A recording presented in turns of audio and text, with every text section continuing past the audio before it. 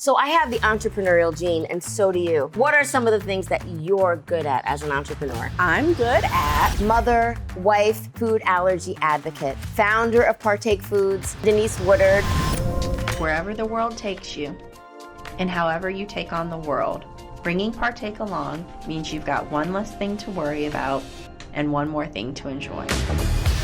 seeing how food allergies really could become a matter of life and death, and very quickly, I felt like I had to do something about it. And no shade, but like the brands were so lame. They were brands that people were forced to eat because they had no other option. This is not good enough for my daughter. I am a big believer of not everybody's good at everything. And for me, my thing is not baking. So what did you do right out of college? Well, I'm actually embarrassed to say. Where did you get the ability to ask for help? Because I know that I'm building this company for a reason much bigger than myself. The reason why Martha has equity in the business is because she's the one who really pushed me and was like, you sit around here complaining about all the stuff you can't find your daughter. Why don't you do something about it? Martha, like, you're the goat! I hate to say it this way, if it doesn't make us money, we don't do it. And that's not because I'm some money monger. It's because you have to feed the baby. And if the business doesn't have money to run, it can't scale and it can't impact more lives. What do I love about a grown-ass woman? There's so much to love. Now give it to me. She's unapologetic. She shows up in every space exactly who she is. She wedges the door open for other women to follow. I'm Shannon Allen, and you're listening to Grown Woman. I'm so excited to be joined today at the Grown Table by my dear friend Denise Woodard, mother, wife, founder of Partake Foods, and food allergy advocate. Welcome, Denise.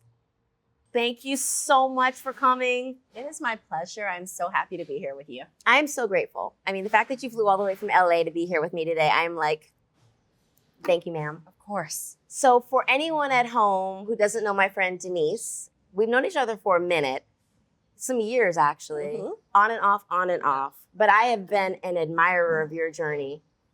Legitimately, you inspire me, the kind of entrepreneur you are and how you show up for your daughter and your community and the things that you've been able to accomplish really in a, I don't want to say a short amount of time because I don't want to diminish or minimalize your grit or your determination, but truly to have the kind of company that you have and the kind of impact that you've made is phenomenal. Thank you so much. You're welcome. You're a trailblazer. So for those of you that are at home that don't know, we want to pull you in. We want to welcome you to come in and sit at the table with us. This is Denise Woodard. She is the founder of Partake Foods. And her story is going to inspire you because it inspires me. So tell us a little bit about where you grew up. I grew up in Fayetteville, North Carolina. We talked about military time. I kind of have gotten out of it, but my dad was in the Army. I grew up in Fort Bragg. Neither of my parents, my dad got his GED while he was in the Army. My mom is a Korean immigrant. Neither of my parents graduated high school. My dad's an entrepreneur. After he left the Army, he became an over-the-road truck driver, saved up enough money to buy one truck and then several more. And so he runs a trucking company in my hometown of Fayetteville. And my parents' coaching and expectation to me was go to college, go to corporate America, max out your 401k, never leave corporate America. And clearly I did not follow direction. Right. But You just don't listen, Denise. Don't listen. You But just I think they don't listen to understand good now. advice. Yeah. So, my mom used to always say that to me too, because my mom's an entrepreneur. She owns and operates a real estate company in Central Connecticut. And her father, my grandfather, was the commissioner of minority small business for the state of Connecticut, Francis J. Silva. And the set-aside programs that he built with the governor exist still today in the state. And he actually even went to Brazil and built out their set-aside program for minority small business owners. So I have the entrepreneurial gene, and so do you. Why do you think your parents told you, go to corporate America, max out your 401k, and keep getting a paycheck? Because they knew the grit and roller coaster and insanity and instability that entrepreneurship would bring to me. And my dad could have retired years ago and still works. And so he loves it so much. And so I got the gene and I couldn't do anything about it. I always had a side hustle, even when I had the corporate gig. Really? So tell me, where did you go to college? I went to the University of North Carolina at Chapel Hill. Awesome. Great school. Yes. I have so many friends who went to UNC and they love it. Wonderful place. When you go back, are you I'm home? Yes. It's Why the does best place everyone ever. say heaven on earth? That's how everyone says it. The most quintessential college place. It's so warm and nurturing. And I feel like everyone who went there is obsessed with the school. I mean, it's crazy. Is that their slogan, heaven on earth? Because that's what everyone says. It should be. Literally. Okay, so you went to UNC. What'd you study? Initially I studied biology because I wanted to be an orthodontist, because growing up, I didn't know that many people who had seen financial success in their life. But my orthodontist was always happy and always on vacation. And I was like, I want that. Okay. And so I was like, I want to be an orthodontist, not knowing anything beyond that. I went to college, and I know, isn't that like now? It's amazing. It's actually amazing. Like, what was I Were you thinking about like staring in people's mouths all day long? I didn't think about none of that. I thought about how he was always happy and always on vacation. Okay. And then I went to biology, and I went to one class, and I was like, this is not for me. Is not my It's actually ministry. not for This me. is not for me. And then Caroline has a wonderful journalism PR program. And so I was like, oh, I'll do the School of Journalism. And it just felt a little bit too narrow because I didn't feel so passionate about it. I was like, well, what if I change my mind? And the only thing I've learned is this. And so I ended up majoring in interpersonal and organizational communications, because I feel like no matter what you do, you're going to need to know how to communicate with people, no matter what industry you go into. And so it felt general enough that I could still take some time to make up my mind. And I think this is brilliant. So my sister's a PR, in PR. Actually, she's like the global vice president of a huge global brand, a multi-billion-dollar brand. And she always says to me that writing, and in your case, speaking is also writing, is one of the biggest skills that people are missing today, because people don't actually write the written word anymore. But she's like, I don't care what industry you're in, you have to be able to write, because you have to be able to speak publicly. And so I love that you said that. So the actual degree was interpersonal communications? Interpersonal and organizational. So thinking about how people work together in organizations, and then also thinking about one-on-one communication amongst groups. And so it's relevant, like no matter what career I had gone into. Right. And so what did you do right out of college? Well, I'm actually embarrassed to say, growing up in the tobacco, I know my daughter always gives me shit about it still. Growing up in the tobacco belt, I kind of felt like this was okay. And I was like, I'm going to recruit for sales jobs. And I took a job initially, got offered a job with Wrigley, but they wanted me to move to the tiniest town in Louisiana, which I was just like, I'd never lived outside of North Carolina. I did not want to do that. And at the last minute, I got an offer from Philip Morris. Okay. So I went to work at Philip Morris. Huge company, though. Massive company, great training. And then I had to come to Jesus around, like, I was there for like 3 years. And I was like, this is not what I want to be doing with my life. Align with your Did life not at that align point. with my values. And so I did that for 3 years. Went really far in the other direction, because I was like, I don't want to do sales. I don't want to do anything consumer related. And I went to FedEx and I worked on supply chain solutions, which, you know, I think every experience ends up shaping you and like coming back to help your journey in some way. And then after that, I went to Coca Cola, which is where I spent the bulk of my career. My God, if you only knew the kind of Coca Cola drinker I was growing up. Same, I'm embarrassed. I would keep a warm Coke by the bed. That's real love. Crazy, real talk. A serious Coca Cola drinker. Like it was a problem. But then I gave it up 12 years ago, and I never looked back. I can't even drink a soda now. 12? My daughter's 10. Yeah, 11 or 12 years ago, like when I was pregnant or like right before. And so I had another kind of come to Jesus, and I was like, I love the company I work for, but like, I'm not going to drink this. I'm not going to give it to my child. What am I doing? And thankfully they had a division within the company that worked on organic brands like Honest Tea and Zico coconut water. And so I was able to transition, and that's where I got to see entrepreneurship in a different way. I was used to seeing like my local nail salon or my dad's business, but not people raising venture capital to like scale mission-oriented businesses, having a great financial outcome. And so that's actually what opened my eyes to kind of the thing that I'm doing now. And what do you think? I mean, when you think of a huge juggernaut like Coca Cola, right? Because in my mind, there's like 5 of the best brands in the world that have the best branding, and Coca Cola is one of them. I would say Coca Cola, Disney, certainly, Yes. Nike, can't beat it, Apple. Yes. What would 5 be? Oh, McDonald's. Oh, yeah. Yep. The branding. Do you have any others that you would add to the list? I think because I'm such like an impact-oriented brand junkie, I would add Patagonia and Ben & Jerry's. Like when I think about brands that I feel like really live their passion from a social impact perspective. Maybe Marriott. I agree. Yeah, they have great branding. Yeah, they do. And just from like a branding perspective, like we know the Coca-Cola slogans, we've experienced the branding, and they're always willing to pivot.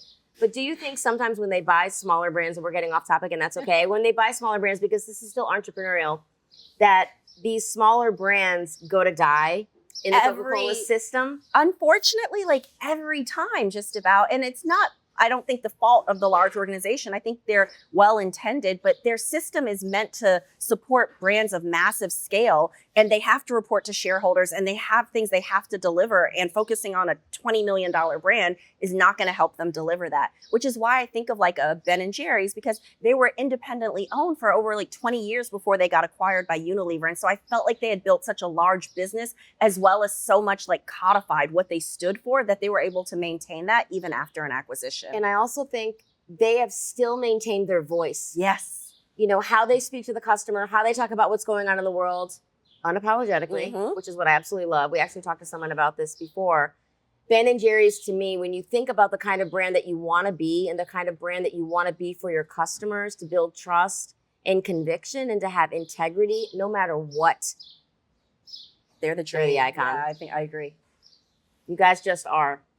And the products are amazing. We have a co-branded product with them. That's a permanent part of their assortment. It's called Oatmeal Dream Pie. It was literally like dream partnership. This is a dream come true for Such you? a dream come true. It's a gluten-free, dairy-free flavor. It's delicious. It's in I the need scoop it. shops and in pints and stores. It's so good. I shouldn't have any gluten in my life. Okay. Well, this is gluten-free. Okay, excellent. Okay, so oatmeal dream pie. Mhm. Okay, I gotta get that. So Coca Cola didn't align with your values anymore. No shade to Coke, but that's where you were in your life.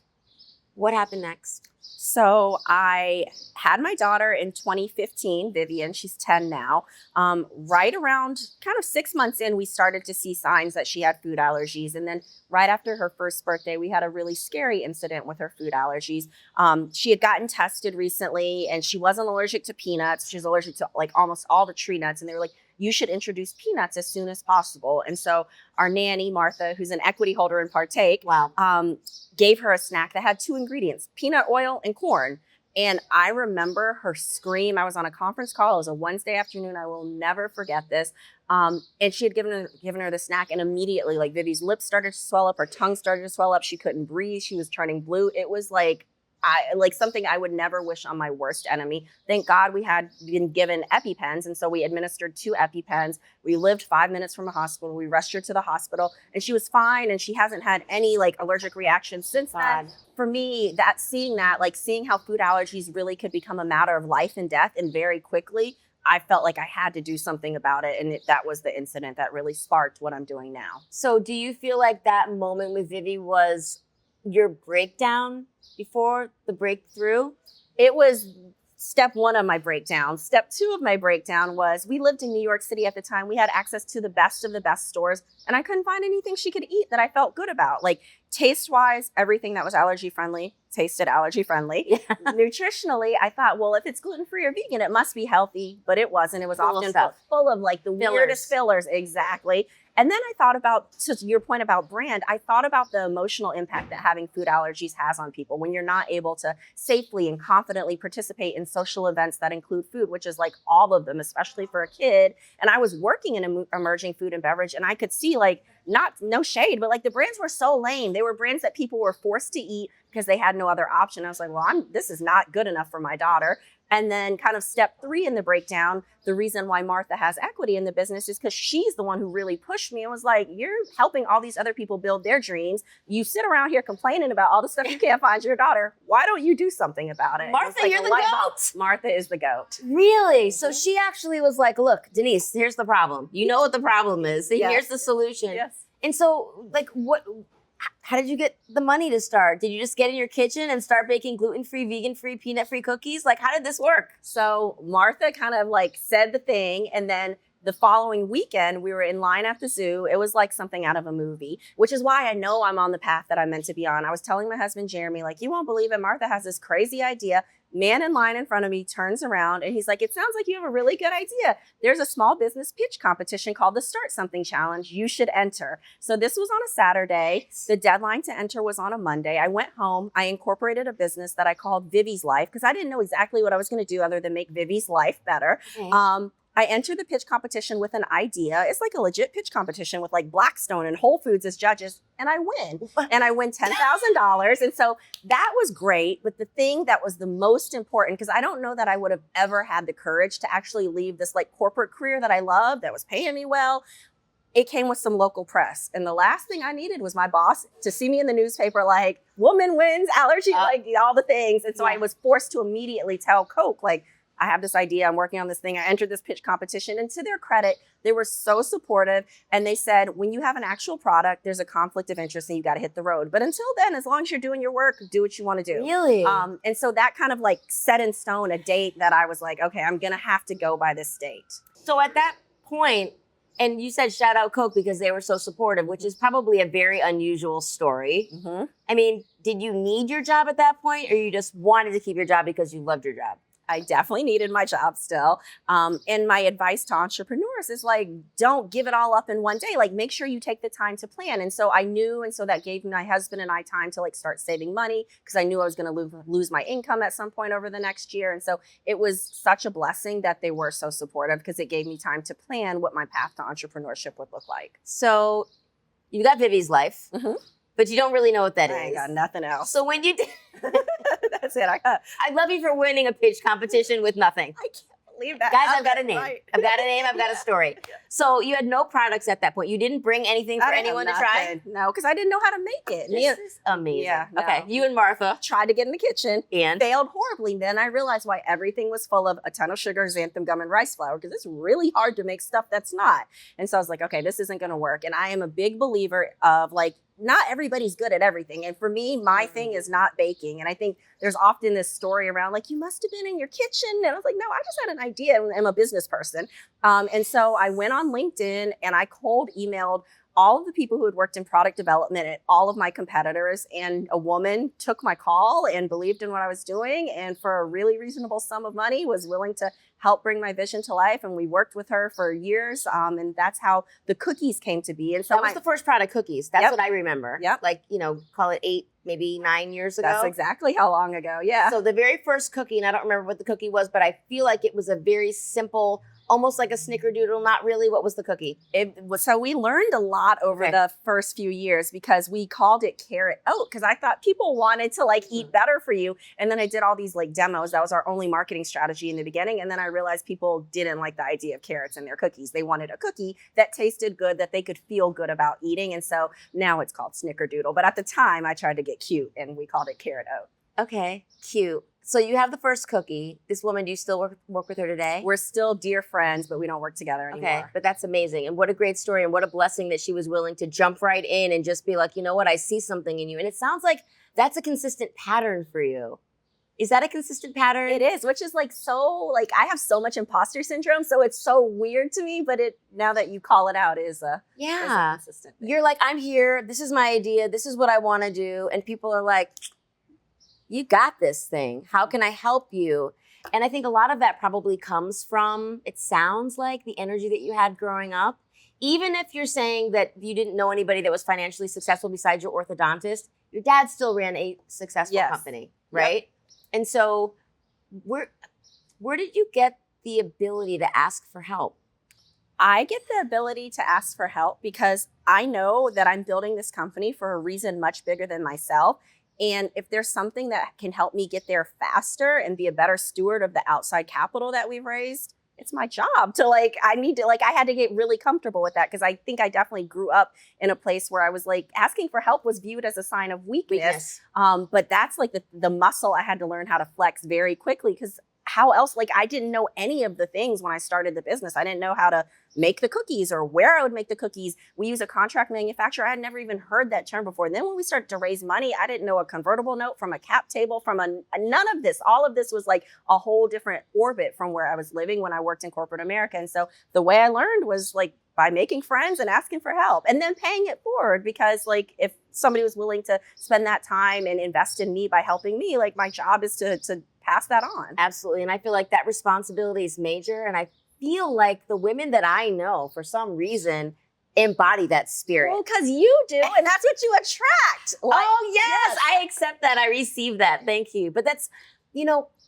I love this thing that you said about, I don't know how to do these things. Mm-hmm. So I'm going to find the people that do. And I also think, to your point, growing up in the military, and I didn't grow up in the military, my families are civilians, but my husband's family is in the Air Force. And so I learned a lot from him and just through osmosis and gleaned wisdom from him. And he's really a worker. he doesn't believe in talent. He believes in working. Yep. He tells my boys all the time, work, don't worry. Mm-hmm. So in his mind, it's like the work is respected. Yep. Right? And so the only way that you can truly be great, and I know you want to be great because you have a real problem to solve, and you want to answer to your investors, and you want this thing to be as large as humanly possible so that it can impact more lives, specifically children, but people's lives in general, right? In order to do that, you have to do the small, boring details over and over and over again when no one's watching. That's the job. That is it. That's the job. That's the thing people don't get about entrepreneurship. It's not the glamorous, like, getting to do the lovely podcast. Yeah. It's my laptop is in my bag and I'm gonna be on a spreadsheet as soon as we walk away from the screen. Right. And like, it's that consistently every day for 9 years. Right. And even if you don't know how to do the things, and that's where the imposter syndrome can creep in, where you can start to feel like, well, I'm not a great baker. So even though I have this amazing idea, this just isn't going to work for me. Well, who cares if you're not a great baker? You find the very best baker you can that believes in you and is willing to work with you, and you do the thing that you're good at. Yep.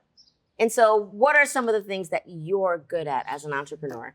I'm good at selling a vision, and I think it's not even selling a vision because we live it and we show it even in the smallest of ways. Like when we were a teeny tiny company, like the way that we treated our customers, the way that we thought about social impact and giving back even when we didn't have much to give. So I think I'm a good steward of like telling a story and building the vision and then actually living it. I'm great at brand partnerships, speaking of the Ben & Jerry's thing. And I think that is really still a function of just like doing the work. I hate to go back to like the work, but like doing the work of like building the impact so brands like Ben & Jerry's want to be a part of what you're building. I'm a great cheerleader and I'm a great like move stuff out of the way for my team. Like I think that's my biggest job is like set the vision for my team, give them the tools they need to succeed, and then like clear all the stuff out of their way so that they can go deliver. So I think I'm a good doer of that. Do you think that you're a great storyteller? Because I think that you are.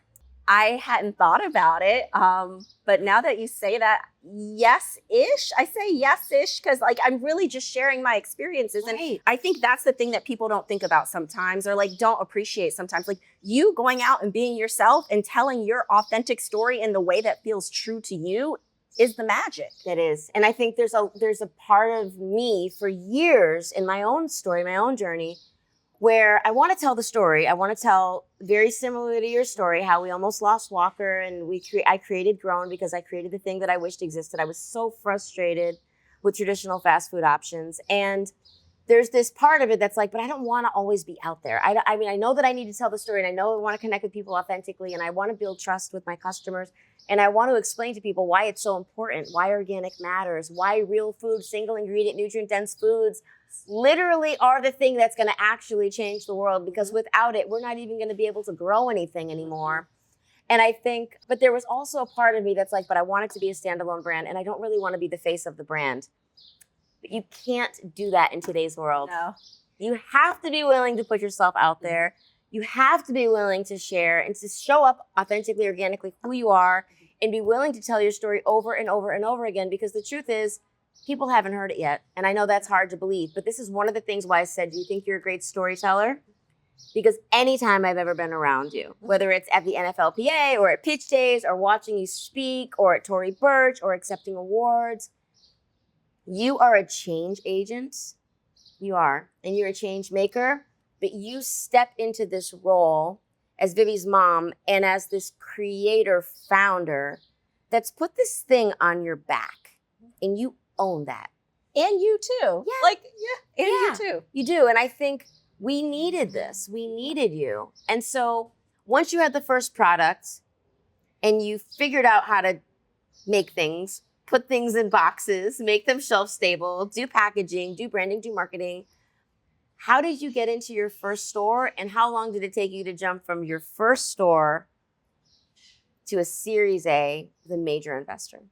So I think that sometimes people overcomplicate like the build, like none of this, I want to say is like rocket science in terms of like, it was so not glamorous.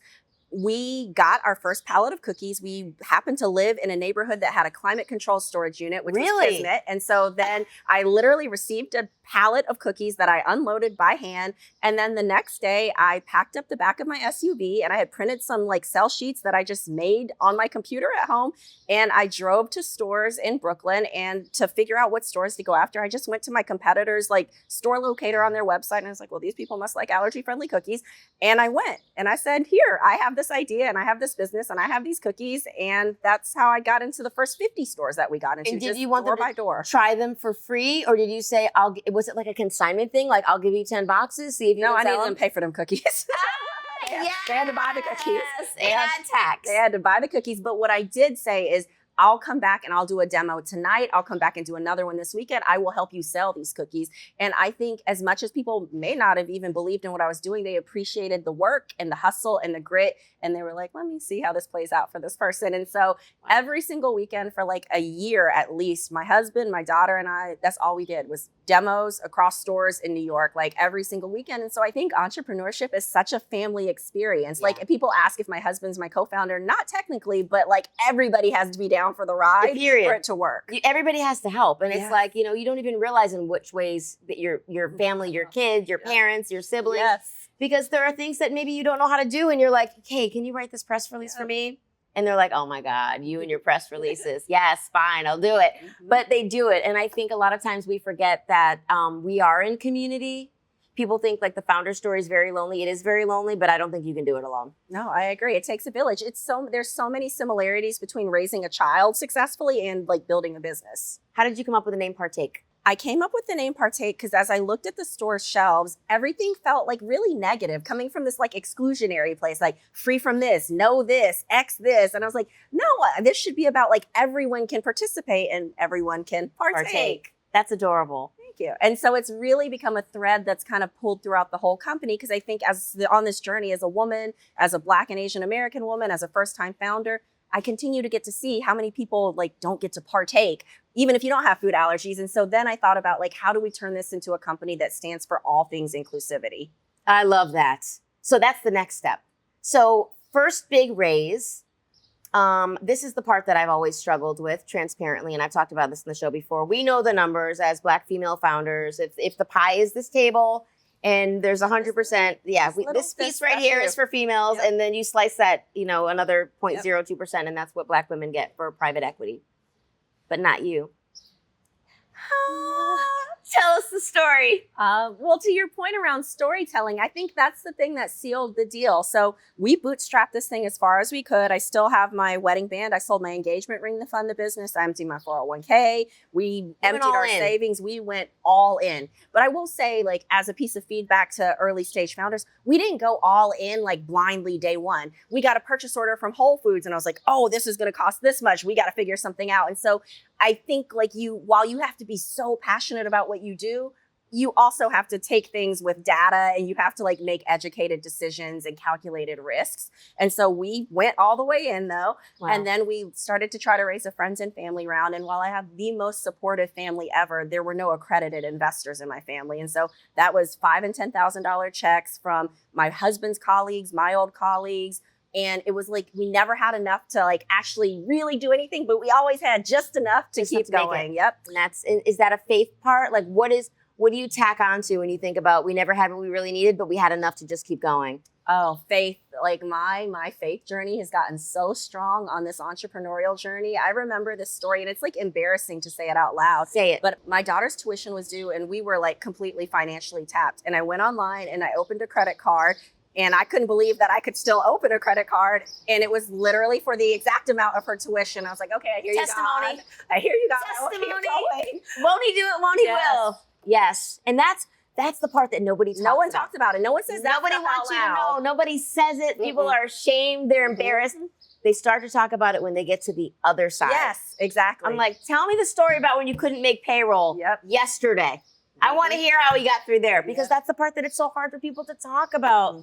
But we know that. And I feel like a lot of times when you hear the big stories, the FedEx, the Staples, the Home Depot, all these companies, Sarah Blakely's story at Spanx, you hear my friend Monique Rodriguez with her My Allerganic story. There's all of these incredible stories of we either lost everything or were about to lose everything. We were down to our last $85, 55 cents, couldn't get a credit card, couldn't borrow another dime from somewhere else. And the next step is where the magic happens. Yes, you have to keep fighting through that. So what happened when the magic happened for you? So for us, the magic happened when I got so many no's. I say 86 because that's how many were on my spreadsheet, but it was probably like 200 no's. I was trying to raise money every which way from Sunday. And it was so frustrating because I had this background in the industry and we had the success at Whole Foods and we had the success at Wegmans and we had this big vision and no one could see it besides me and like our earliest like $5,000 and $10,000 You were like, but I have the I was like, but I numbers. have the numbers. I don't understand. Yeah. And then a friend of ours works in the music business, and I had just seen this announcement that Jay-Z had raised a fund, and I was like, do you know Jay-Z? He's like, no, I don't. But he happened to know one of his business partners, and that business partner had 3 kids with severe food allergies. And so you talk about storytelling, and when I talked about the feelings I didn't want my daughter to experience and the experience that I'd had, they understood it, and they had lived it, and they wanted to both support my business. And I went from like selling cookies out of my car to raising $1 million seed round in June of 2019 because Marcy Venture Partners believed in me and believed in my story and led that round. Okay, Marcy Venture Partners, this is what I'm talking about. They saw you, they heard you, they validated your story, and they had this similar situation, so it resonated with them, and it was like, this is worthwhile. Is part of finding people to invest in you, finding your tribe? Definitely, and I knew it from the first meeting. Like every other no meeting had started with, well, what's the total addressable market and what's your gross margin? And don't get me wrong, we got to that diligence, but it was like, where are you from? Like, why are you doing this? Who are you? And so like, I immediately felt like the sense of community and like support unlike any of the other meetings I'd had. And what a blessing. And thank God. And I'm so happy that that happened. And so after that, you're like, oh my God, I just got a check for $1 million. Right. What changed? Everything?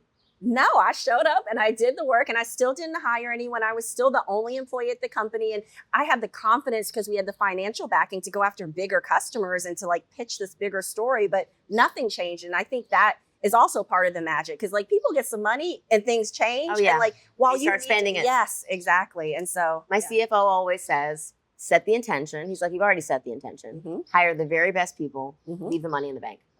Yep. My thing in here, I'm just going to say it transparently. I hate to say it this way. If it doesn't make us money, we don't do it. And that's not because I'm some money monger. It's because you have to feed the baby. And if the business doesn't have money to run, it can't scale and it can't impact more lives and it can't produce revenue and a salary for the people that power it. I've never taken a salary. Have you ever taken a salary? I initially didn't, but now I do.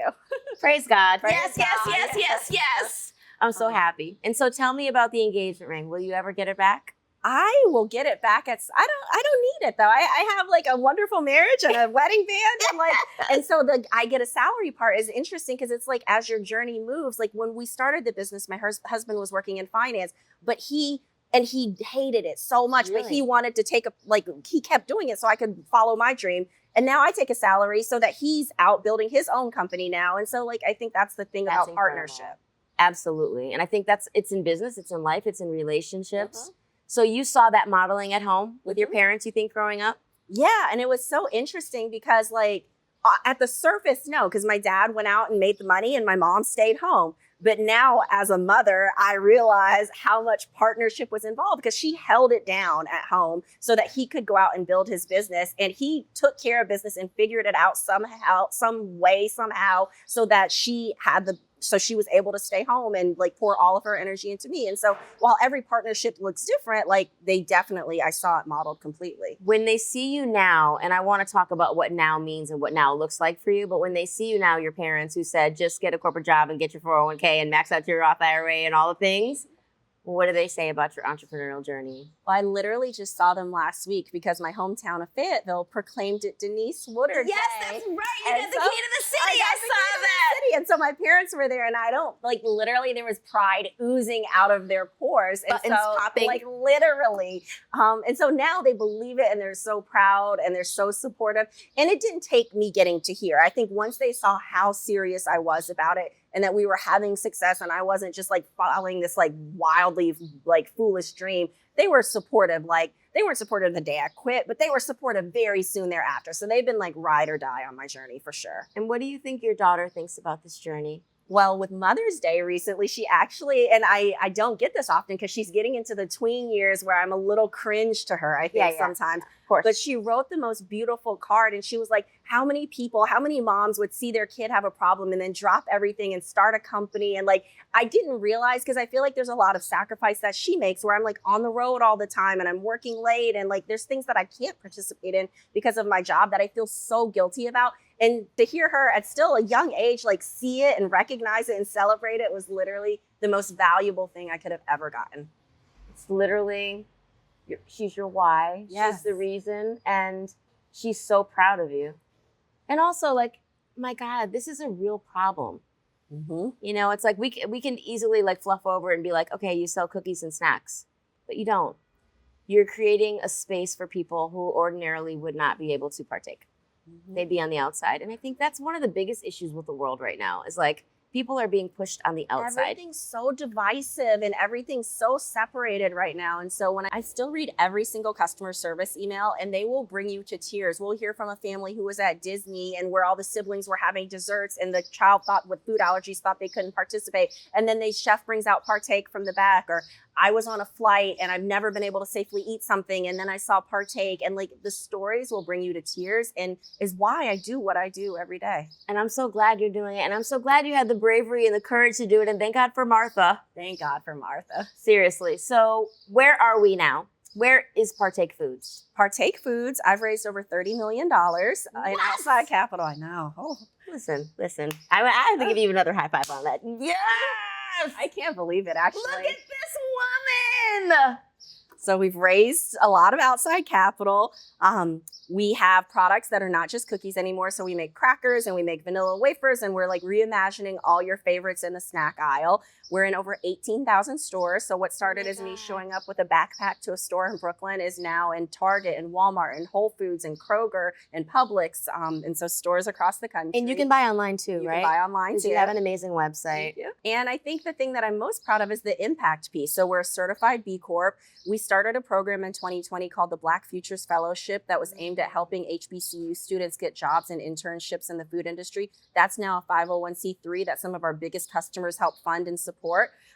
We've donated over 1 million meals to food insecure families and have an even bigger commitment coming. And so it's going. It's going well. This is grown woman, growth mindset. I absolutely love it. Do you think that you experienced post-traumatic growth when Vivi had her challenge with that one moment where you really made a decision, I need to be a different person for this child? Yes. It might require me to be more. I didn't think about it that way, but yes, I don't think I ever would have like done anything differently than what I was doing before had that not happened. You know, I had a moment with Walker here, my son. He's 18 now. Actually, he graduates from high school next week. He has prom tonight. And he was about 12 years old at the time. Mm-hmm. And I think we had 6 units. We had another 6 under contract. We had a licensing deal with like the largest ghost kitchen company in the country. This is right before COVID. I ended up shutting down a bunch of different stuff. And he was here and a bunch of his buddies came in for like an after school snack because their school's not that far away. They got like smoothies and who knows, chicken tenders and maybe an acai bowl. And so he's watching his friends eat and they're giving him high fives and everybody leaves. And I'm just like helping customers, taking away dirty plates. And he said, Mom, I want to ask you a question. And I was like, yeah, what's up, Walk? And he said, do you think that if I had never gotten type 1 diabetes, you still would have created Grown? And I'd never thought about it before. Like it just wasn't even a thought for me because this was our life. Mm-hmm. And I said, you know what? No, I wouldn't have because I make food every day at home. You know, we're very fortunate. I can buy organic groceries. Mm-hmm. And when you guys had basketball games and we needed to be out of the house, I would just hit the McDonald's drive-thru like I grew up at. You know, my mom owned and operated a real estate company. If she could pay all of her bills and she and my dad could take us to get a McDonald's Happy Meal, the food was different back then. That would have been okay. Mm-hmm. But you having type 1 diabetes changed everything for me. You being insulin dependent, me needing to watch every single thing you put in your mouth. weighing and measuring your food, counting every carb, wanting to make sure that you had a 100% organic diet. It changed everything. And he said, well, if me having diabetes is what made you create Grown, I'm okay with the diabetes. I could cry right now. Yeah. And this is a guy who, you know, for the last 16 years gets an insulin injection 7 to 10 times a day and has to prick his little fingers. I mean, he's not a little guy anymore, but he gets out of the pool and it's like fingers are covered in holes, right? And that's his life, and he's not a victim. I mean, my God, he's unbelievable. And he's so strong and healthy. Thank you, God, thank you, God, thank you, God, thank you, God. But I wouldn't have done it without this. And it required me to be a different kind of a mom. I don't think I would keep doing it if it wasn't for that either, because like these days get hard. And to your point around making payroll and me like emptying all of our savings, like there has to be something bigger keeping you going on the journey as well. So one, I wouldn't have started it and I wouldn't have kept doing it either, because on the hard days, it's much easier just to say, okay, I'll throw in the towel. But one, knowing that she's watching me, it's one thing if the business fails. It's another thing if I'm coaching her to like, you know, do your best and try your hardest and don't quit. Put in and then the I'm work. like, yeah, exactly. And then I'm like, you know, it got really hard. So I just decided to stop. Like, what example does that set?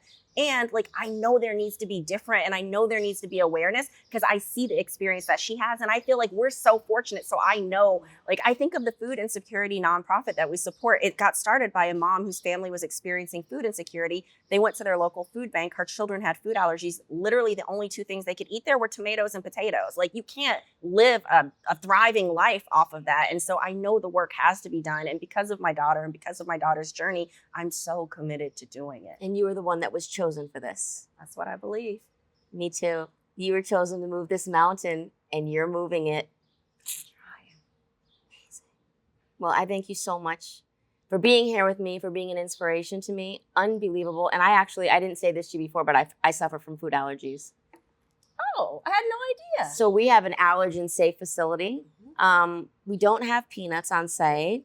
We have gluten-free products. Actually, we have an organic certification, but there's a 5% of wiggle room. It's 95% organic is considered 100% organic. And those 5% are the gluten-free products, because the best gluten-free products do not necessarily have organic certification, but are made in facilities that don't also contain wheat, soy, dairy. And those are the things that I was afraid of for like cross-contamination. So As a food allergy parent, thank you. You're welcome. And you know, like we have gluten-free blueberry pancakes. We only have a gluten-free pancake. So that must mean they're delicious. And that's the thing. They are delicious, and Vivi's safe to eat them here. Yay. So I'm going to bring her back. Please do. But thank you so much for everything that you're doing. What does it mean to you to be a grown woman? I feel like you've got a lot to say about this. I have so many things, and I don't even know how coherent they are, but Okay. I felt like I saw the perfect example of it right before we started taping, and you're on the phone, like scheduling, like I'm going to do pickup and you do drop off. And then you come over here and you got your game face on to have this conversation. That's it. It's showing up and doing your best in every part of who you are. And that doesn't mean you have to be a parent. Doesn't mean you have to be a caregiver. It doesn't mean you have to be an entrepreneur. You show up and you take care of business. You let the judgment and you let the thoughts, you keep those quiet and you do what you have to do. And you uplift other people, because for you to be successful and for you to do well doesn't require you to put anybody else down. Like, it actually, like, you're more successful when you can lift up other people with what you're doing. And so that's what I think a grown woman is. Well, that's what you're doing. Thank you so much. Denise Woodard, everybody.